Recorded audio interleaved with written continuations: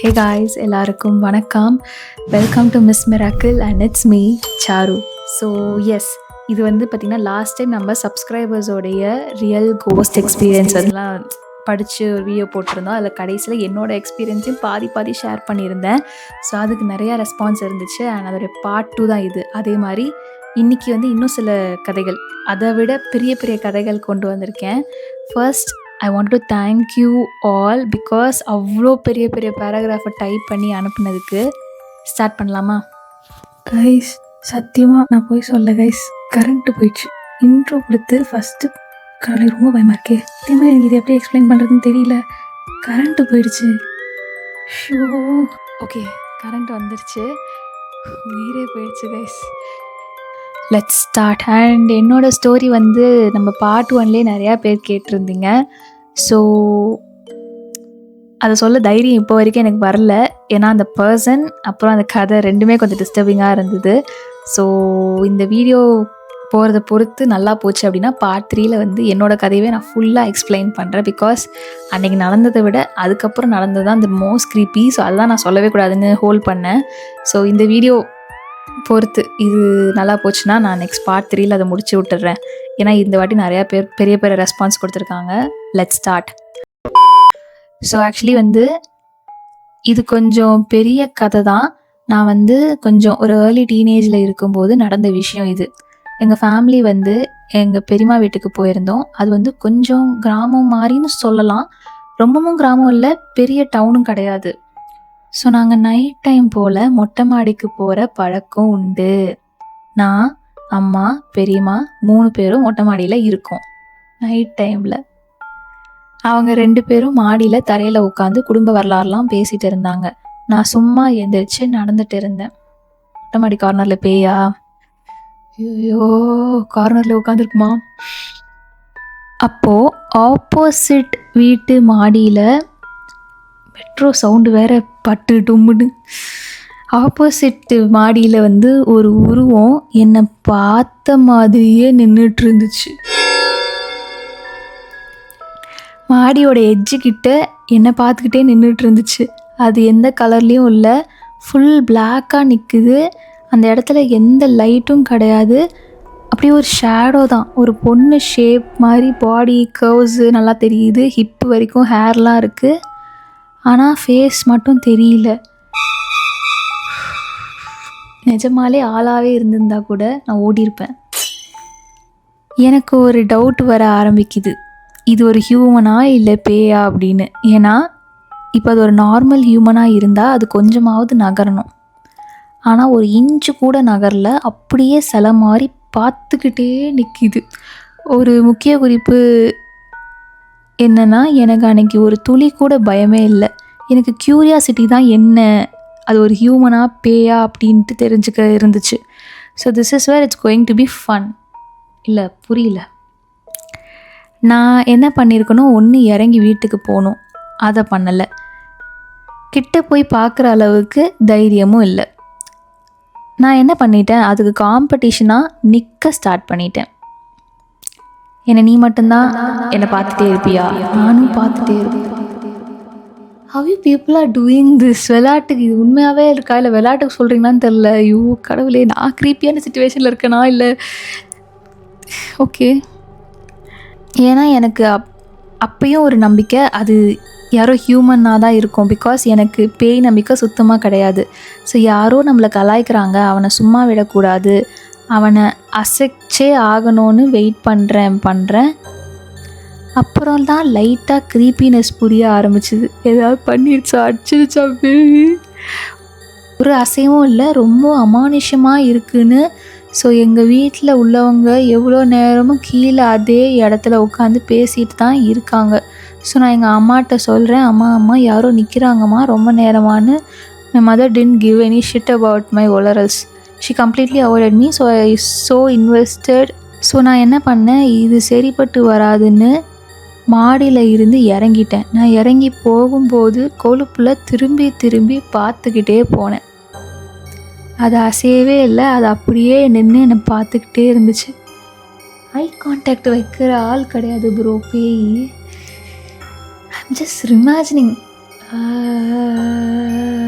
நான் பார்க்கும்போது அதுவும் என்ன ஓகே ஓகே அதே பொசிஷனில் தான் இருந்துச்சு. No improvement. அப்படியே அந்த நாள் முடிஞ்சு மறுநாள் காலை அந்த மாடி ஏறி குடுகுடுன்னு ஓடி வந்து பார்க்குறேன். இன்னும் அது அங்கேயே நிற்குதா. வெளிச்சம் வந்துட்டால் பேய் போயிடும் ப்ரோ. ஆனால் அங்கே யாரும் இல்லை. ப்ளஸ் நேற்று நைட் அங்கே கிட்ட அவ்வளோ க்ளோஸாக இருந்த வீடையும் காணும். அப்போ அங்கே பில்டிங்கே இல்லையா? நான் இப்போ வர எங்கள் பெரியம்மா வீட்டுக்கு போனால் அந்த மாடி வீடு எங்கேன்னு கேட்பேன். ஆனால் அவங்க அங்கே இதுக்கு முன்னாடி மாடி வீடே இல்லை, இருந்தது தர ஒசரத்துக்கு ஒரு ஓட்டு வீடு, அதையும் இடிச்சிட்டாங்கன்னு சொன்னாங்க. Which is damn true. அன்னைக்கு அங்கே அவ்வளோ க்ளோஸாக இருந்த வீடே இப்போ இல்லை. அப்போ நான் பார்த்தது என்னன்னு இப்போ வர தெரியல. But one thing I'm dam sure, நான் அன்னைக்கு மட்டும் பயந்துருந்தா something might have happened.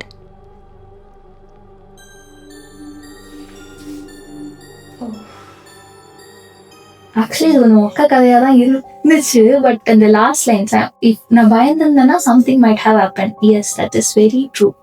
நீ அங்கேயே நின்று கொஞ்ச நேரம் நீ பார்த்துட்டு இருந்தாலும் ஏதாவது ஆயிருக்கும். இல்லை பயந்து ஏதாவது. இதெல்லாம் உண்மையா இருக்குமா இல்லை சும்மா அடிச்சு விட்றாங்களா? நெக்ஸ்ட் கதைக்கு போயிடலாம்.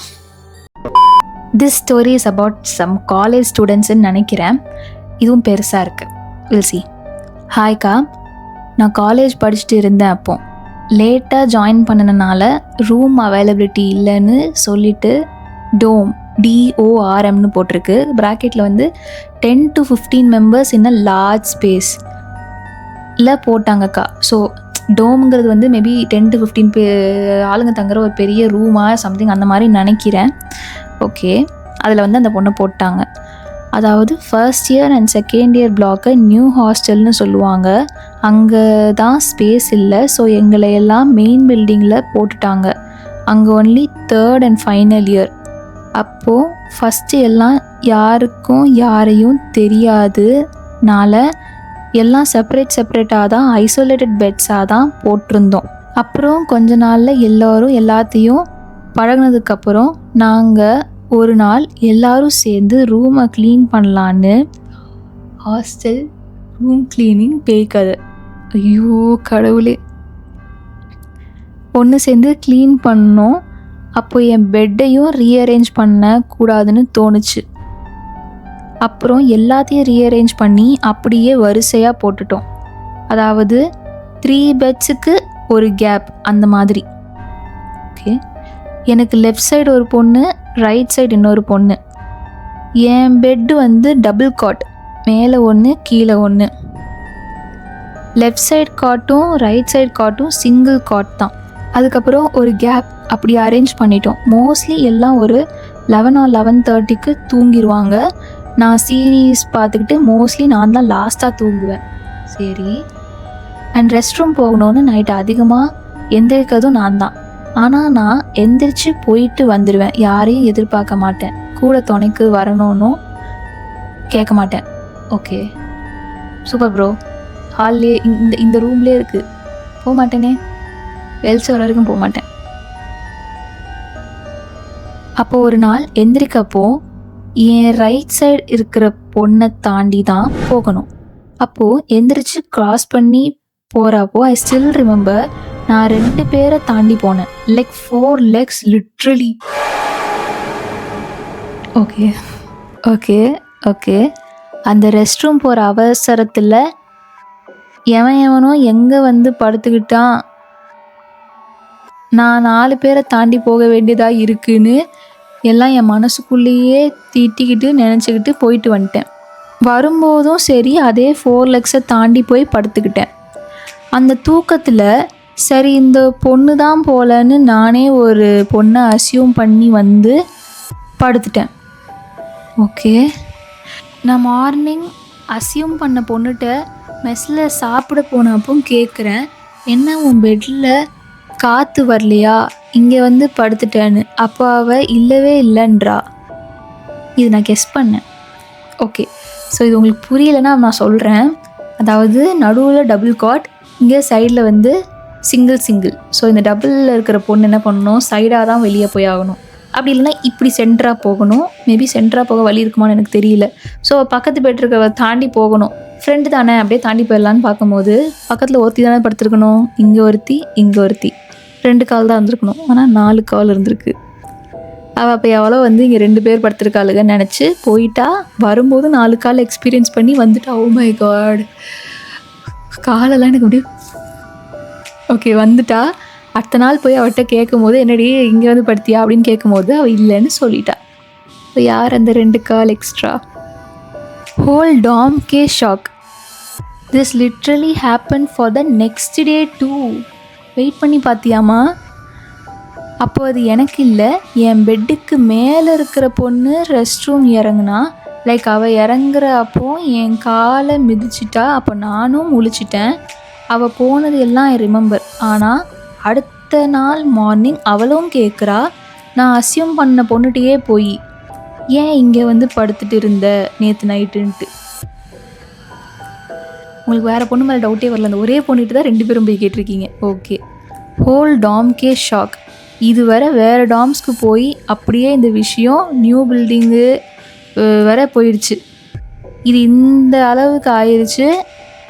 நான் இங்கே டாமில் இப்படி நடக்குது அப்படியா அப்படின்னு நல்லா விசாரிக்கிற அளவுக்கு போயிடுச்சு.